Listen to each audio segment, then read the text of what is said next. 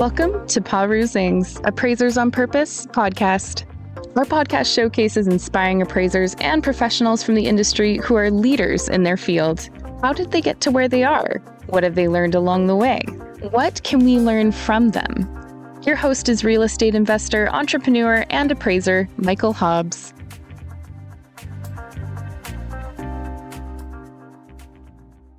All right, well, welcome to another exciting, informative, and engaging episode of Perusing's Appraisers on Purpose podcast.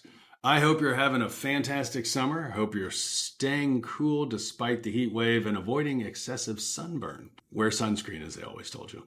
Well, yeah, I'm so excited to have another engaging guest. You know, there's so much to learn when we have the privilege of peers sharing with each other. And you know, another thing that you can do that only you can do, and that is subscribe. Would you believe that less than half of the people that listen actually hit the subscribe button? And when you do that little thing that only you can do, you actually send a message out to those networks, letting them know that, hey, this is good stuff, because you know it is. And of course, we always love the comments and the likes as well. So thank you for your generosity. And with that, I also want to thank David for joining us. David, thanks for being with us today for Perusings. Thanks for having me. I appreciate it. Hey, we're always interested to know, hey man, were you born this way? How'd you get into the appraisal and valuation profession? So I was not born into an appraisal family. That makes two of us. Yep. I was born into a family where real estate was very much a conversation at the dinner table, though. Really? Sure. Really? Well, Yeah. Tell us about it. So both my dad and my stepdad were real estate investors. And Oh, wow. my stepdad ended up becoming a full-time real estate investor in 2001. Yeah. And I was, 11 at the time, and we Yeah. had formerly owned a diner, actually. That was like our main family business. Oh, okay. I pretty much grew up in the booth of a diner. Yes. And so when we made that transition to full-time real estate investing, it was like, I'm going to buy houses, fix them up, and Yeah. then rent them out. I was fascinated by that. I didn't know that was a thing you could do at that age, and had questions every night about it. So we just always talked about real estate, and I always kind of was heading in the direction of real estate in some capacity. That's amazing. I mean, I think about conversations that I grew up with around the dinner table. They were definitely not real estate. But the things I know today, I was chatting with my neighbor, like reached out to me. Was it 2 nights ago? 2 nights ago. He's like, hey, we got this problem. I think you might have any idea what's going on. Like, I don't know if I should freak out or not. And I'm like, yeah, man, I can stop over and take a look. And it ended up being nothing serious. But he's like, how do you do this? And I'm like, well, my dad grew up on a farm. Like they didn't, like, there wasn't Amazon Prime, and there wasn't Home Depot, and there wasn't Tractor Supply. Like, these things didn't exist. You had a problem, you had to figure out how to fix it.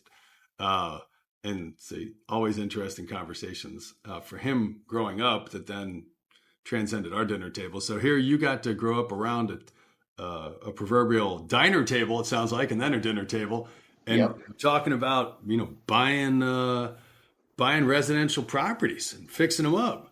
Yep. And so I did do that. I think we had talked previously a couple weeks back, but I bought my first rental property while I was still in high school, actually.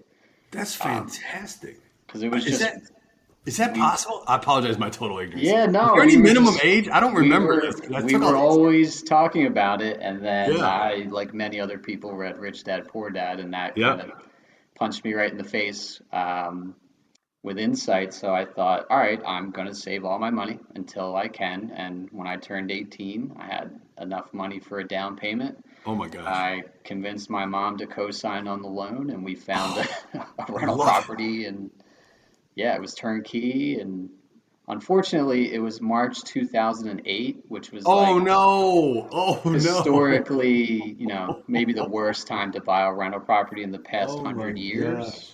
But yeah, it was a great learning experience, and kind of how I kind of got into real estate. Wow, Officially. that's phenomenal. So you're in high school, and while other kids might be buying like their first automobile, you buy your first rental property. Yeah, I remember coming back to school. So I settled on a Friday, came back to school on a Monday, and someone was like, "What'd you do over the weekend?" I was like, "Oh, I bought a house." And it just like it I It, bought a house. it was like I spoke a foreign language to my Oh my friends because they couldn't comprehend that that was something you would do at that Oh time. my gosh. I love that. I remember not that, but something like that one year in particular. I bought a house and I gave it to my brother for his nieces. No, Nice. I knew that like at that point I was in property, I was in investing, had a management company, I had a development company, and also had the appraisal business. And I came across this great opportunity, and he was a young dad with twins, and I'm like, dude, how's that guy ever gonna like help his kids with college?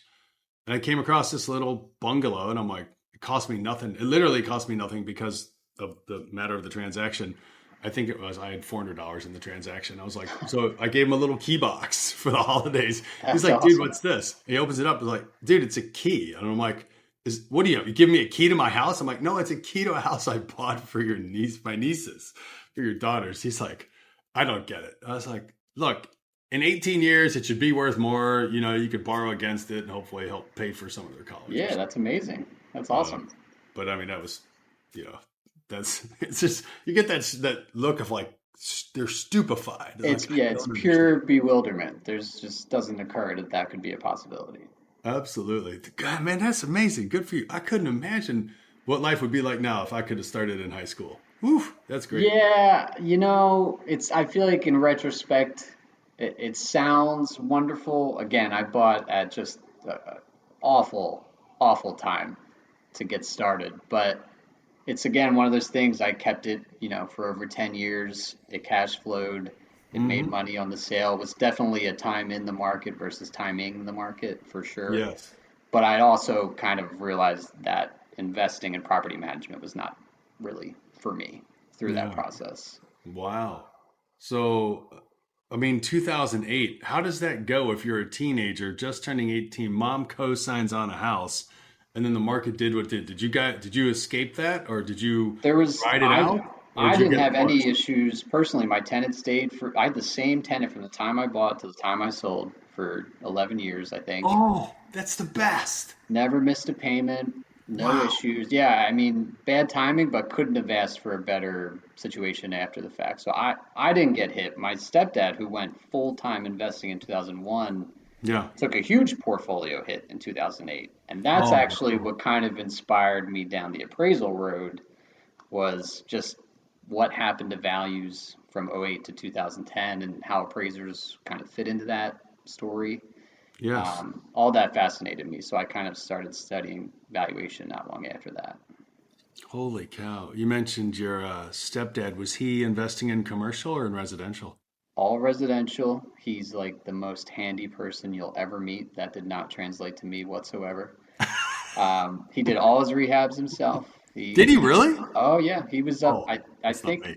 he was up to 50 or 60 properties, managing them himself, renovating them himself.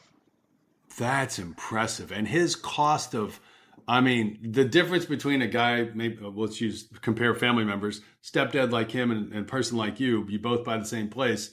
I mean, you may get it done faster because you're going to hire the people, but your costs are going to be Oh, market yep. based as opposed to his. It's going to be like, dude, I'm just doing work.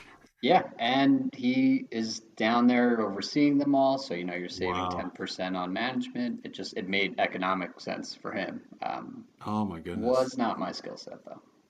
Totally get that. Well, hey, it's good to know what you know and know what you don't know. Yeah, totally. Wow, that's something else. So you get your first like hands-on taste. I mean, I'm sure you were probably on sites and you were a day laborer before you knew what day laborers were growing up in that environment. Yeah, I got to help him out with a lot of renovations, and still, even after that, didn't none of it stuck. I'm not handy to this day. I can't even hang a picture frame. Really, I have to have help for Wow. that. I help him on the computer. If he needs help on the computer, that's where I'm valuable. I appreciate that. Wow. So how did that go for you coming through high school, owning a property? What came next for you in and around real estate? So went to school, kind of just let the rental property do its thing. Went to Yeah. school for business and marketing, and then right around the last year of college, appraisal was on my radar. Oh, Um, wow. Started taking I'm always taking education while I'm doing other things. So I started taking the trainee classes while I was in school at Oh, college because I hmm, figured I'd have the trainee license and degree right at the same time, which I did. absolutely. Found a supervisor appraiser on Craigslist, Really? actually, was the first person I was able to find to take me on. And did a few months there, which was interesting and learned a lot.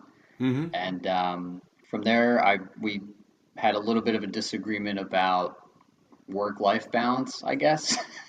You mean they So actually wanted you to work, or they just thought that 168 hours was about the right amount of working hours in a given pretty week? much the latter on that one. And I learned so much from him and respect him and still talk to him to this day. We just, after, a few months, we realized it wouldn't kind of work out working together, but we keep in touch. We've shared referrals. My actual present trainee is someone he referred to me. So Oh, still really? kept a great relationship, which is nice. Oh, Um, okay. but All right. transitioning from him, it was incredibly difficult to find someone willing to take on a trainee, which is a common thing in this industry. And Yeah. I made myself kind of very valuable, I felt. I had the skills, I bought all Hmm. my own software, I bought all my own MLS licensing. I pretty Yeah. much made me a plug and play. You didn't have to pay me for anything except for the things I was contributing value towards. So um, ended Totally. up working for four different supervisors at the same time, Oh, just to wow. That's quite a just to mix. get my hours. Yeah, I had to. It was That's across some hustle. Nice. across two states. It was just at the time you needed 2,500 hours. Yeah, that's what. Yeah, I remember that 2,500. I Yeah, remember back in the day. I was just joking with someone. It was right until I got certified. You needed 2,500 hours, and then when I was certified, they were like, you only need 1,500 now. And now is it Wow. still 1,500 or 1,000 now? I actually don't know the answer because I mean, Yeah, it's I much have a few less people, than but I it don't really pay was, attention. but It's their I, numbers. I needed it anyway. It takes time to learn and get good at this stuff. So, Yeah, it does. It does. Much like a little one for everybody who has ever been a child or has had children. You don't just look at the little one and say walk, and they get up and say, "Of course, thanks so much." yep. It's there's a learning progression to say the least. Wow, I man, hats off to you, David. Four supervisors across two states, and what it take you about 2-3 years to do that? Yep. Wow. Always with the goal of starting my own practice. I made that clear to Oh, every one of them when I got it. started. And I got lucky with the final one. His name was Glenn Deloach out in Sewell, New Jersey. He took me Okay. on and pretty much got me to the finish line and helped me start my own business. I'm eternally grateful for working with him. That's wonderful. As is with so many of our guests, there's so many life experiences they've had that not only I've not had, but a lot of our listeners haven't had either. What's it like working with four supervisors? I know what it's like with two, but four. Yeah, it's a lot. Honestly, it was a great introduction to what running your own appraisal practice is like because Mm. you think of them as, I thought of them as clients and myself as an independent contractor. So they Oh, have okay. their engagements and their processes, and most Yeah. of them were pretty similar. So Okay. once I kind of had templates in place for each of them, it was very much a lot of the same work across the board. It's very similar to if you're doing work for lenders. They have different requirements and Mm. same product, but different kind of packaging to get it there. So that's exactly how the working for multiple supervisors at the same time was. So I felt like it was a great kind of Yeah. intro to what was coming. From your perspective, knowing what you know now, looking back then, did they not have sufficient workflow that you didn't have to have four? You could have done two, or is it they were just only comfortable from a risk management standpoint, working say one assignment at a time with you? I think it was more, I think they had enough for me collectively. Hmm. Individually, it wouldn't have been enough for me to kind of sustain my lifestyle. I get it. So yeah, I I get guess they really didn't have what I needed to have a full-time employment with one of them, but that collectively, yeah. makes sense. Yeah, it totally makes sense. Wow, And that's some of them had other trainees also. So they oh, couldn't, they were, feeding multiple trainees at the same time. had some limitations. With that in mind, when you look back, you obviously said you were transparent about your intention to be someone who didn't have to be employed by other people. What did you observe the differences between these individuals, and that both you liked and that you didn't like? Because I think there's also there's a smaller segment of our listener community who is either newer to the profession, or they're thinking about getting into the profession and they don't know what they don't know. And there's a lot of people, maybe like yourself, myself, and others, that have been around a long time. Sure. But one of the challenges, one of the biases of knowledge, is the ignorance of initiation. And it's different now. Like whatever I went through is what I went through. And there may be some similarities, but it may be different. And you're much closer to it than a lot of our listeners, and could lend some real insight. Yeah, that's a great question. Thanks. The first thing that comes to mind for me is I think it's kind of counterintuitive. So if you're working with appraisers who are kind of micromanaging and hands-on and doing things for you, it's going to lengthen your education, even though it might feel easier along the way. Whereas the supervisors that I had that really challenged me to kind of take it on myself and make mistakes, gave me permission to make mistakes and kind of come to them and talk about it afterward, that's where my growth accelerated. And I've tried to embody that in my teaching as a supervisor now on this side. I'm inherently a micromanager myself, so that has taken a lot of practice to kind of learn how to get better at delegating and empowering people. And that's probably the first thing that jumps out to me. Each one of them had different kind of styles. I think the ones who were more business owner management focused, that what I'm describing kind of came through. And the ones who, like the first guy I worked with, his name was John Basile. He was a great teacher, but he also loved appraising so much. So he kind of had his hands in a lot of it still, which was fine for him and it worked great. But I do think it kind of capped my education at a certain point. So that's why we kind of said like, hey, I'm super grateful for everything I've learned along the way. Let's keep in touch and see if we can help each other going forward. That's fantastic. And learning that about working with others, what were some of the challenges that you experienced? You're like, yeah, this is definitely not something I'm going to do if and when I ever get into the role that those people are in right now. Yeah, another good question.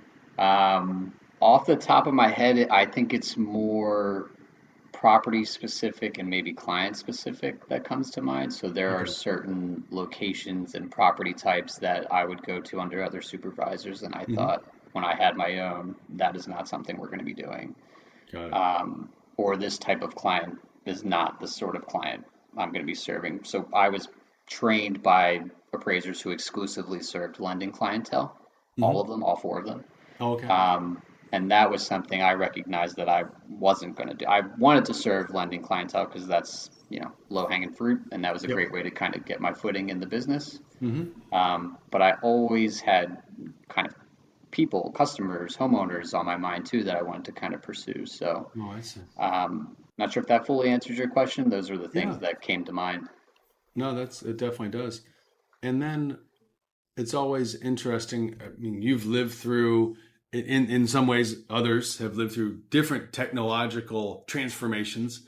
There's been some serious change just in the shorter time that you've been in the industry. What was it like training, being a trainee, working with 4 supervisors, and the technology that you had then versus now being an appraiser who has taken on a trainee? And dealing with the technology environment. This is probably, I could have answered it your last question. Technology was something that was at the forefront of my wanting to do my own business, because that was something the others I didn't feel, and it could just be an age gap thing, things that were very obvious to me, I felt like was kind of lost on the older generation a little bit. So as soon as I started my business, I was immediately paperless. We went to mobile appraising back 2018, 2019, I forget how long ago. It was just so obvious to me that that's where the industry was headed, and to spend any time not heading in that direction was a wasted effort. So And it's the same thing's happening now with AI. It's if you're debating whether or not you should or how, that's the wrong way to, like, it's here, incorporate it in some capacity. So I think probably the two biggest were going mobile, which there's still a lot of Yeah. reservation about for some Hmm. reason, and then just going paperless was like a no-brainer. Going mobile let me go paperless, which saved me just countless money and headache of mundane task and buying ink and replacing ink and just Hmm. not productivity, waste. I I remember some years ago. I'm trying to locate the timing. It was probably about the time that you were a trainee. I remember we signed an office lease, and one of the benefits they at the time for them, they're like, oh well, we have this like space, and you actually get more square footage for your in your lease than like we actually charge you for, because you can't really use that back space. Like, it's basically a tandem room. Like, nobody uses a tandem room in an office environment. And I'm like, I need space to stack tons of banker boxes of files. The market right now is tough for appraisal companies. Many companies are having a hard time getting enough work with the same marketing they used to. Is your company struggling, having a hard time getting new customers, or getting additional work from existing customers? The answer to this problem is easier than you think. Do more business with the people you already know. Over 10 years, the average U.S. appraisal firm meets over 17,000 potential customers. That's a lot of people you could be doing business with right now. But it's a big problem if you don't have a proven process to communicate with them. StoryLex turns this problem into an opportunity to grow.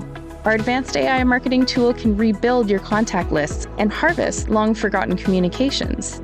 Imagine reaching out to everyone you've ever met with just one click.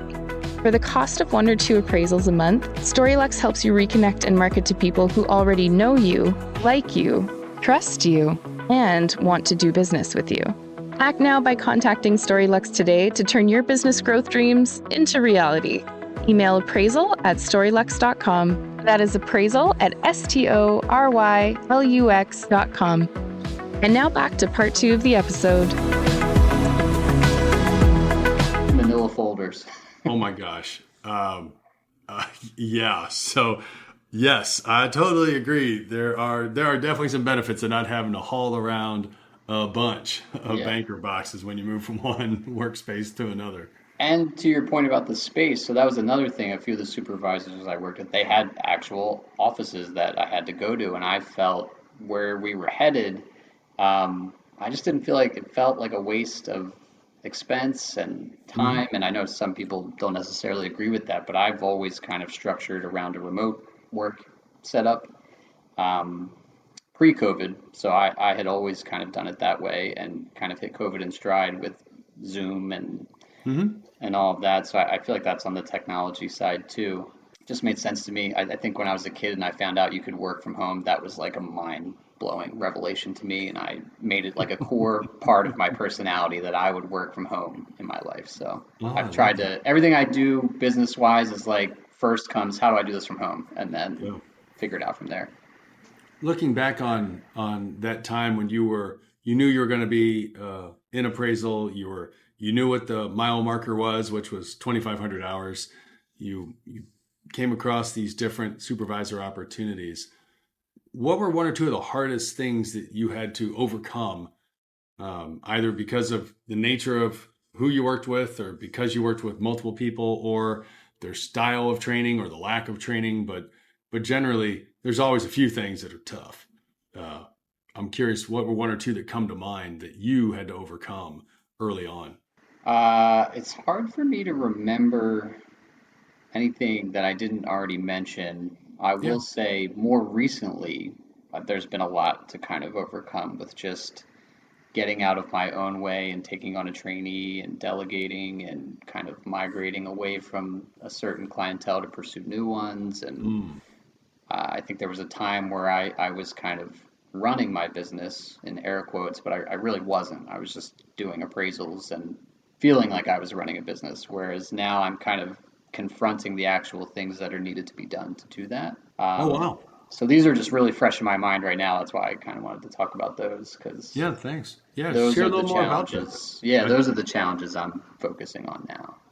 and so, with those, the ones you're challenging, the challenges you're focusing on now, how do those show up for you, and how do you go about dealing with them? So I would say, like, with respect to trainees, I've had a few, and I failed several times with just, I mentioned already, kind of micromanaging and delegating and empowering, and just, I don't know if Mm, I wasn't ready, or I just kind of had to go through that process to figure out that I needed a new way to do it. yeah. Super grateful for my current trainee right now, Melissa, because she started almost a year ago and has just done wonderfully.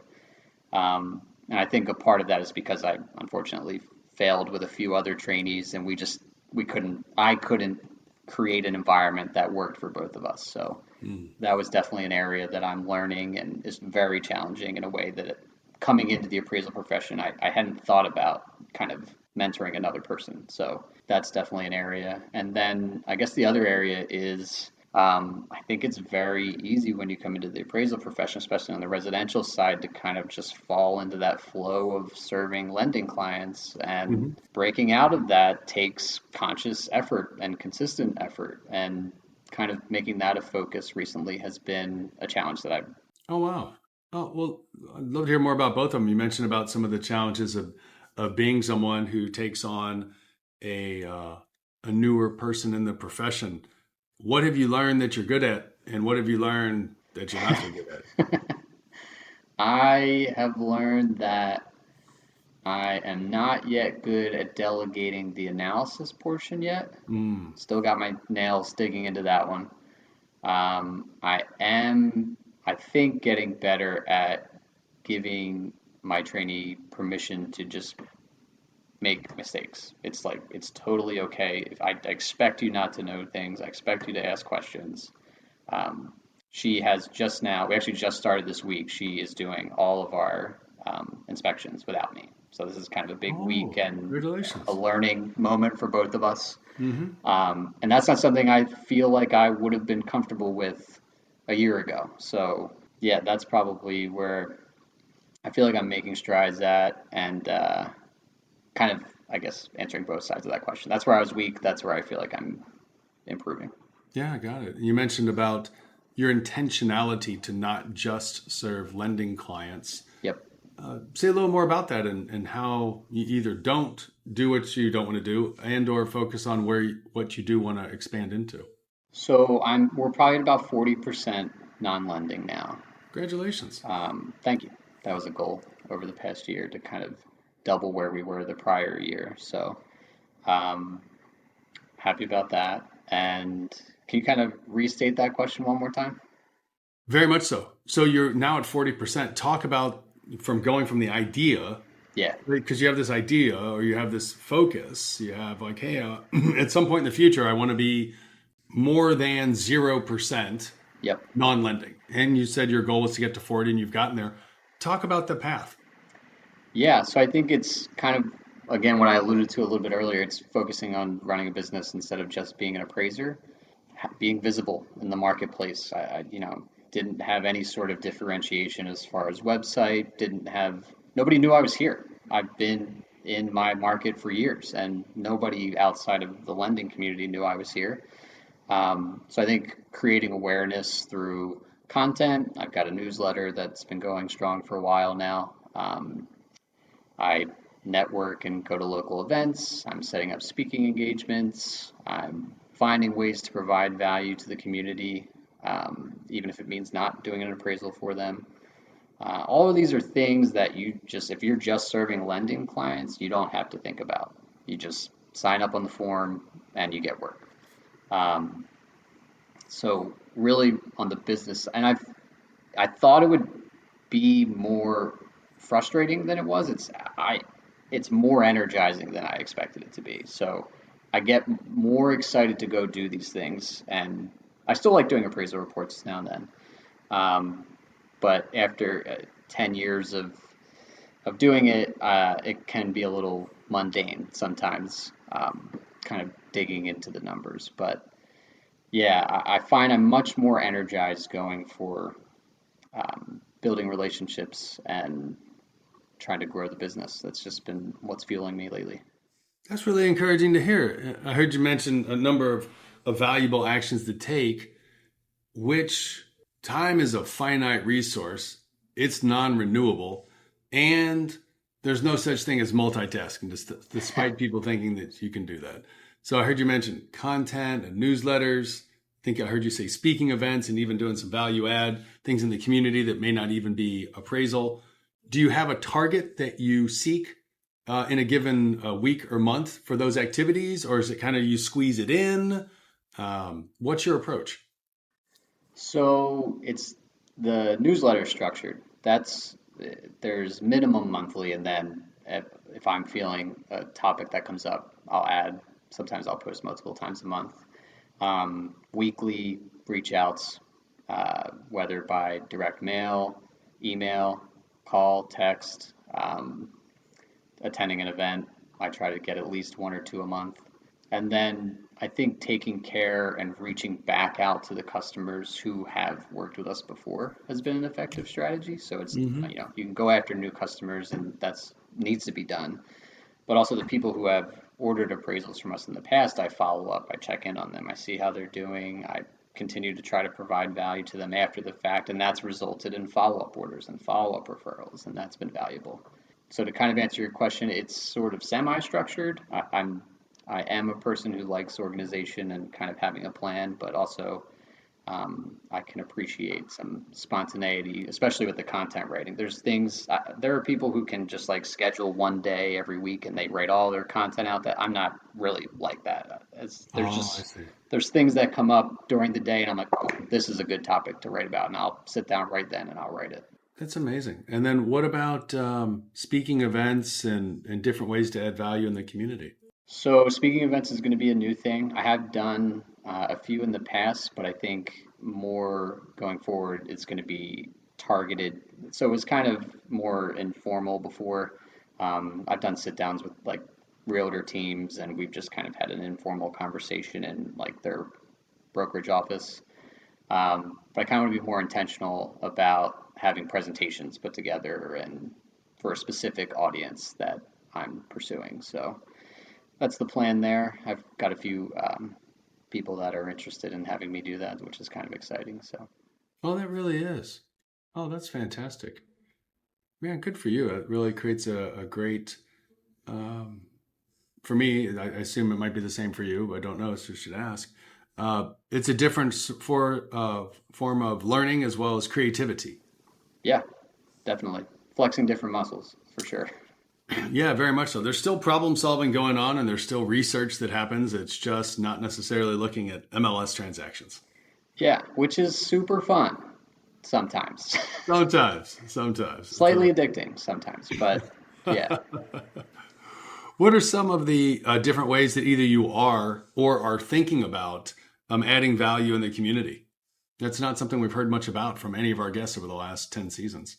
Yeah, so it's become apparent to me the more I go and get involved in local associations, the people who I think get the most value out of that are the people who give the most value to it. So they kind of come up with their own things even outside of the association. So another local business owner friend of mine, we're putting together a local small business walk and talk, which is just meeting at the park for business owners, and we just get outside of a normal bar area or conference room and just kind of an informal walk in the park, but for business owners. So that's just kind of one way I'm thinking about it.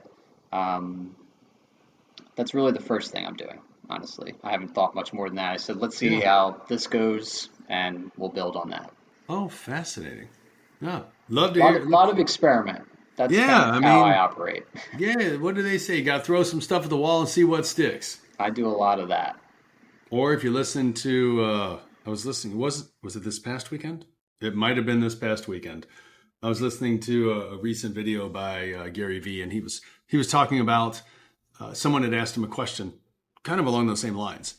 And his answer was, I actually don't know what's going to work. He said, but I try things at scale, and then I just measure which ones had an above average impact, reaction, you name it. And those we go back to and then run again in a different format, because we know that compared to if we tried 10 messages and one actually got more results than the others, something about that worked. Love that. And I was like, yeah, that makes sense. Yeah. I actually said something similar to my trainee the other day, because I was like, I don't really know how this thing's going to go. We'll treat it like an experiment. I'm making it up really as we go. And she was like, you seem like you always know what you're doing. And I was like, that could not be farther from the truth. I am, Oh. like you said, throwing it at the wall and let's see how it responds. I love that. I love that. What you also mentioned that one of the opportunities you're having right now, because you've invested in the professional development of another person in the industry, is having time, as I interpret it, maybe use these words, to work on the business as well as in the business, whereas before it was primarily just in the business. What's that like, and how do you choose to focus your time?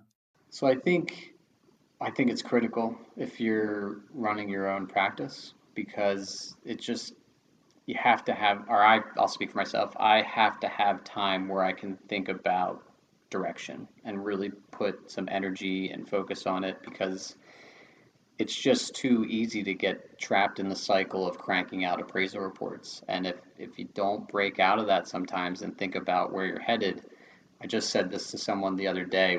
There was an interesting quote, and I can't recall the guy who said it, but it was a lot of times business owners can get stuck enthusiastically running in the wrong direction.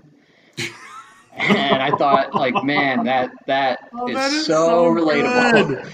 Yeah, I thought it was so relatable, and I feel like the antidote to that is pausing sometimes on the day-to-day operations and just taking a moment and intentionally kind of like, hey, where are we headed here? Is this where we want to be headed? How are we getting there? Why are we going that way? So just kind of prioritizing that, I think, has been something has been a priority to me lately, and I think it's paying dividends. A lot of it is, it's like faith-based. I'm laying down all these things I think and hope will work, and I'll keep going at it to make sure they do. Oh, that's wonderful, man. That is absolutely great to hear. That is absolutely great to hear. Wow. The given the time that you've been in the industry, growing up around a family conversation for investing in real estate and owning rental property, did it stop with the first one as a 18-year-old on the back end of high school, or did you have some more investing experience along the way, or did you move away from that because of the great financial crisis? I did buy another one Okay. much later on. Yep. And again, same kind of situation. That was a much better timed acquisition with a little bit of appraisal experience to help out in that one. Kept that for 10 years, did great, performed well. But those two were my only kind of foray into investment. And then I was for a while a part of a apartment building investment group. And Oh, really? it was like a syndication style group where you basically hunted for deals and tried to package them together and find funding for them. Oh, fascinating. Yeah, was not able to close on any of them, Hmm. but learned a ton. The closest I got, I actually found a lady selling an 81 unit apartment building on Craigslist in Come Ohio. on. Yep, No on way. Craigslist, called her up, and I was the only person that did. And we got her under contract, and unfortunately, it didn't make it to the finish line, but it was such a great experience, and I learned just a lot from that. It was so fun. Was in relationship terms, was it her or was it you? We're not getting across the finish Man, line. that's, yeah, good question. So we offered her a price kind of based on very rough financials that turned out not to be anywhere close to kind of what Oh, she said they yeah. were. That's the problem. Um, Yeah, it was her. but It was totally her. So her to begin, but I failed to kind of structure an arrangement that worked for both of us after we realized that. So I, Yep. take accountability there too. Yep. Yep. Yep. Wow. Would have been sweet though to kind of get that off of Craigslist. Yes. Oh my gosh, that would be amazing. That would be so amazing. Wow. And is your view of the future that you prefer to stay in the valuation lane or spend a little time, effort, or energy in and around the property investment space, property investment opportunity? I've always viewed valuation as my primary Hmm. purpose, I think. And the investment, if I go back into it, which I probably will at some point, is more supplemental um, lifestyle decision support there. The valuation's where I like to be. It's what makes the most sense to me. Yeah, I think there's a lot of changes coming in the industry, and I'm excited about some of them, and some of them I'm less excited about. But uh, I think it's a place I like operating in. So That's fantastic to know because of your own experience that you're in a space that you find fulfilling as yeah, opposed to drudgery, which many of us spend some amount of our time and some of us spend a lot of our lives in that space. And hey, inescapable sometimes. It just I yep. think that's anywhere though. Anywhere Hmm. you go, it's part and parcel of the process sometimes, and just navigating that. Someone else said to me, one of the core responsibilities of a business owner is maintaining enthusiasm. I take that to heart and trying to, there's just times you got to do the things that you don't want to do. And then there's times you got to, rest, reinvigorate yourself so that you can come into them fresh too. Because they just come, they're always there. That's true. They do. They do definitely show up that way. It makes a difference there. Man, that's phenomenal. Wow. Well, I mean, given everything that you've seen and everything you've heard and everything you've experienced, what are you looking forward to over the next 3 to 5 years? I'm really excited to get my trainee certified to the finish line. I think Mm, that's like a huge accomplishment I have envisioned in the future for us. yes. Because it's just not something I anticipated doing. So if the fact that we're headed that way and making good progress on it is really exciting to me. Yeah. Um, I'd like to be able to go 100% or at least 90% probably non-mortgage. I think with the new UAD forms coming, I don't really have any intention of going that direction. So A lot of people um, don't. yeah, the clock is on for me. So I feel like it kind of makes my decision easier with those coming to kind of head in the direction I was going anyway. Um, that's something I'm excited about. And, the more I get out and around other professionals and really listen to the things they need, um, I'm learning a lot more and being like my eyes are just being open to way more opportunities than I realized were out there if I was just sitting at my desk writing appraisal reports all day long. And you Hmm. just can't know until you go out there. So I guess in the next 3 to 5 years, I just want to keep getting out there and learning more. And yeah, that's probably what I'm most excited about. Man, that's fantastic. I absolutely love that. I love that. David, that's great. Well, hey, if anybody wants to pick your brain on going from trainee to trainer, how can they reach out to you? You can find me on LinkedIn. I'm pretty active. I have Mhm. a Substack newsletter, and you can get me at david@valiantappraisals.com. Got it. And spell the email address. It's david at VALIANT appraisals with an S.com. Or they Sounds can good. reach out to you and you can connect me. Oh, absolutely. We're always happy to. We do that regularly. You mentioned Substack. Many people probably don't know what that is. You want to give them a quick, high level view of Substack? Yeah, just a blog, really. I think it's a really clean one and easy to get started on. That's why I went with it. Um, Very tech forward, embeds into everything I do neatly, and lets me automate a lot. They have a lot of, I don't even use like a fraction of the features they offer, but what I do Really? use has been easy. That's cool. Yeah, a couple writer authors I follow are on Substack, so that's great to hear that. Well, David, I really appreciate you taking a little bit of time and just share a bit of your journey and your learnings along the way. Yeah, thank you so much for having me, Mike. I appreciate it. Friends, thank you for listening. As we said, it's always an informative and engaging and even an educational time to hear from others about what they've done, where they've been, and where they're going. And wow, You didn't know you were going to learn about Substack today, did you? Yes, you did. Yes, you did. Thanks for liking the podcast. More importantly, thanks for subscribing, and thanks for doing, again, what only you can do, and that is your generosity of sharing with peers about the power of perspective that comes from guys like David, just sharing a little bit about what they've been up to and where they're going. With that, have a fantastic day and have a wonderful summer. Thanks for listening to this week's episode of Appraisals, Appraisers on Purpose. We hope you enjoyed learning from the amazing professional paths and achievements of our beloved guests. Before we go, please subscribe on your listening channel, Spotify, LinkedIn, YouTube, and other podcast channels to hear more from appraisers and valuers regarding their life and their work. After you drop a comment below, who is one friend and peer you can generously share this episode with? If you have any suggestions or questions for future episodes, we'd love to hear from you. Just send us a message on LinkedIn and we'll be sure to get back to you. Thanks again for listening, and until we're together again for the next session of Appraisals, Appraisers on Purpose, create the change that you seek.